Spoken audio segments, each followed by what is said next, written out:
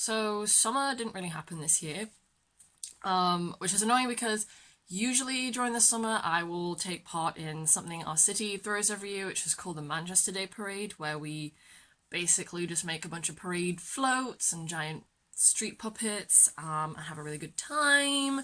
And it's my favourite part of the year because it's like I get to be part of a really big community project. We have loads of different groups from all over the city who come from all different like cultures or like could be dance groups, could be LGBT groups, just anything. And missing out on that has been like, but my sister and I were like, oh well, maybe we can just like do a project to make up for it. We were watching some episodes of Scooby-Doo and we were thinking maybe let's make some Scooby-Doo like villains or make the masks. And the one we chose to do was the Mask of Zentro, who's here. The Mask of Zentro is, I've got some notes here. The Mask of Zentro is from the season 2, episode 2 of Scooby-Doo, Where Are You?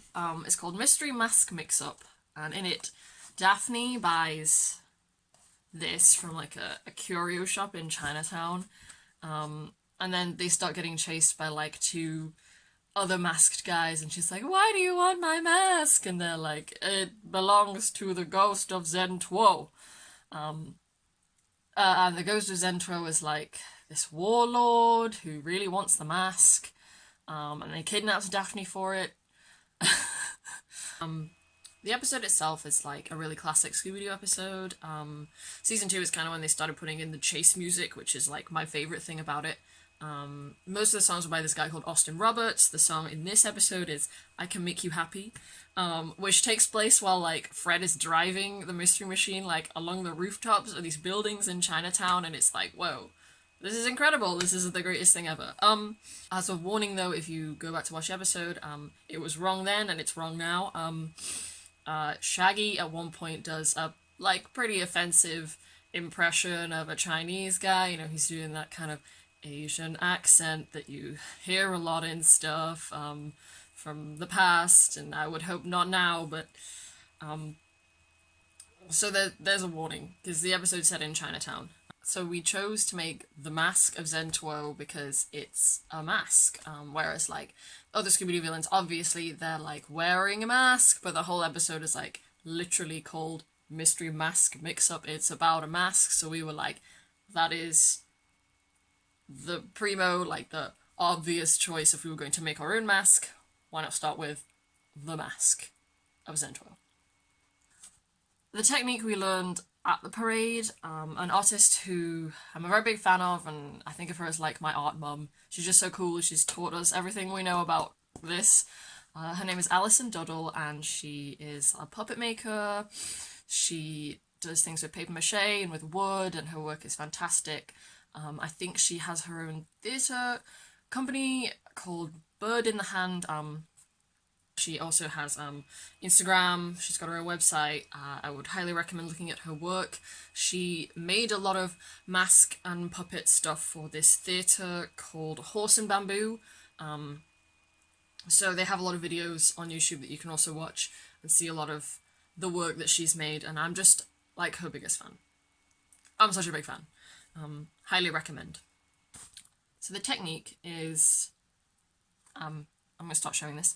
The technique is using clay to make a mould that you paper mache over, and then that creates the mask itself, and you just sort of cut the paper mache off, and you can paint it.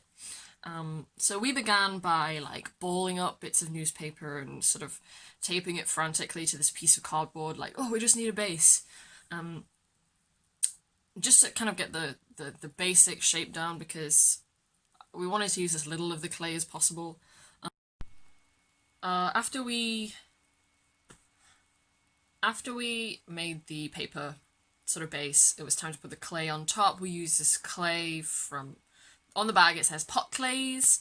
It's a clay that you would use to make like pots, jugs, bowls, whatever that you would fire in a kiln.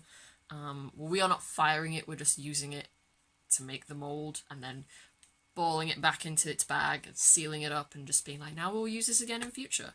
That is the method that we learned. So that is what we also did ourselves. And then we had the photo of the Mask of Zentro from the episode. We were just looking at one photo, but we probably should have looked at more, because it kind of, we would like see another image of the mask and be like, oh, we kind of did that wrong. And overall the challenge was just like transforming a 2D drawing into a 3D thing. First of all, let me preface it by saying that while I alone am doing the narration for this, my siblings and I all did this together, so 3 of us, as a team, we put it together. So once we sculpted it with the clay, the next step obviously is to do the paper mache. So before you can put paper onto the mold, you need to put cling film over it, with the aim is to get like as few air bubbles, preferably none, on there as possible, so kind of flattening them out as we went. And then we started applying newspaper, brown paper that we had, just scrap paper that we weren't using. When Alison first gave us the tutorials doing the parade preparations and stuff, she used wallpaper paste, which is a lot nicer because you can kind of just use your hands. It's not as gross and sticky as the PVA that we used, because we didn't have any wallpaper paste, but I have tons of PVA with me. I wore gloves the whole time, but my brother and my sister were wearing no gloves, so their hands were like, you know when it goes all, and you peel it off and it's just hideous. So were I to do this again, were we to make more masks, which we kind of hope we can do, because we would love to just make a whole Scooby-Doo villains or like rogues gallery, we would definitely be using the wallpaper paste. It's just like a much less hideous experience overall than PVA.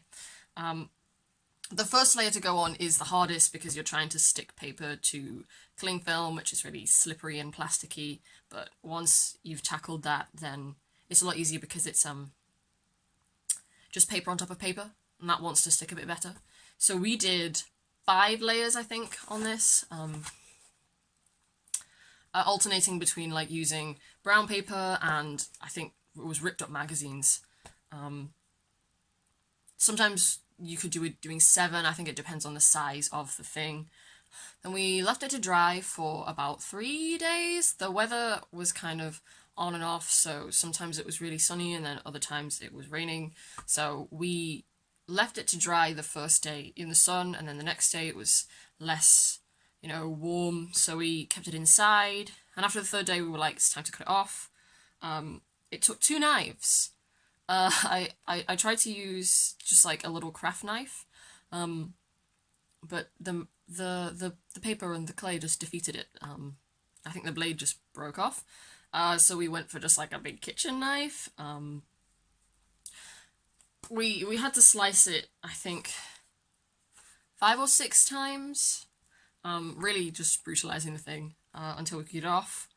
And then once we did, we used a bit of masking tape on each of the joins, then just paper mache over the tape so everything was sealed. And then painting time. So the whole time it had been 3 people just sort of gathered over one thing, but I think for 3 people, although we are siblings, and as people with siblings know, sometimes you do have like a psychic link with your siblings, I feel like we got a pretty good shape. Painting it was easier than I think sculpting as a 3. There was less to think about. We had to do it in layers, so we started off with a pretty dark brown base layer, and then I think we were like, oh, this isn't right, we need to do a different colour, so we mixed up a couple. I think for the most part we just used browns and yellows, and then we had these gold liquorish, they weren't opaque, translucent golds, to kind of give it like a shimmer, which is not visible, but it is in real life. Yeah, just lots and lots of layers to try and get the thing looking correct. We used some more brown paint to do shading, like here in the ears, or sort of around the nooks and crannies and hills and valleys. We called it contouring, and our brother was like, "What is contouring?" Or like, it's that thing that people do with their makeup when they try and make them look like got more angles. And he was like, "Okay." Um, and then what? And then what? Um, out of the three of us, my sister has the steadiest hand, so she did most of the lines. I remember as we were doing it, she was telling me about how she'd made like a craft with a friend when they were children, and worked really hard and really cared about it. And she was like, "Well, there's text on the front of this, so I'll let my friend do the text because that's the fun part. You know, I'll be nice and I'll let them do that." So she let the friend do it, and she said that the friend did it really small in the wrong direction, and she was just like, "That's great," but really she was like, "This is awful." And then she said, no sooner had she told that story, I was painting these lines, and then she was like, "It just happened." Um, that's great, but on the inside, but not on the inside, because she just told me flat out that looks terrible. But we couldn't change it. Like, we weren't about to paint over all this in yellow and then the layers of gold. We were just like, that's how it's gonna stay. So she did most of the lines. The detail lines kind of just it is a cartoon thing, so it doesn't look like, oh, this is a real mask. Which is the point anyway, because in the episode of Scooby-Doo, like, the mask is just a counterfeit, like, cheaply made thing, which I think they, like, pressed either the nose or this, and then, like, a little message would pop out of the mouth and be like, "This is where you need to send the smuggled goods." And it had just been sent to, like, a curio shop by mistake, and Daphne had bought it there, when she hadn't meant to, which is what caused all the trouble.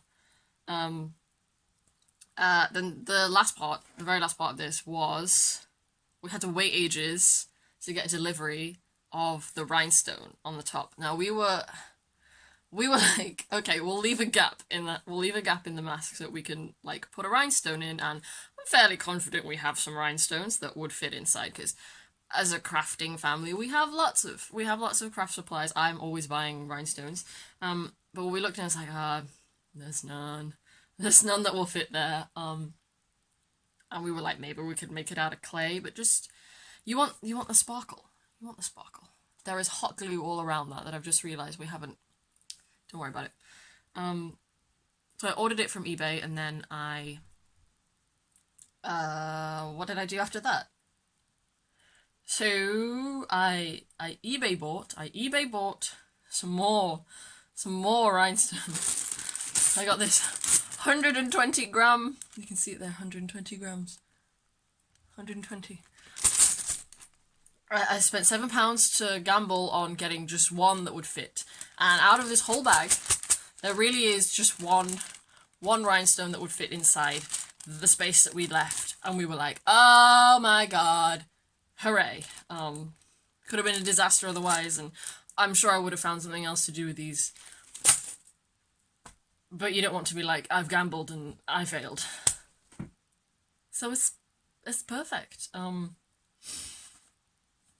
I could put a picture of the real mask. Alright, I'll put it on and then I'll put Zentro next to me.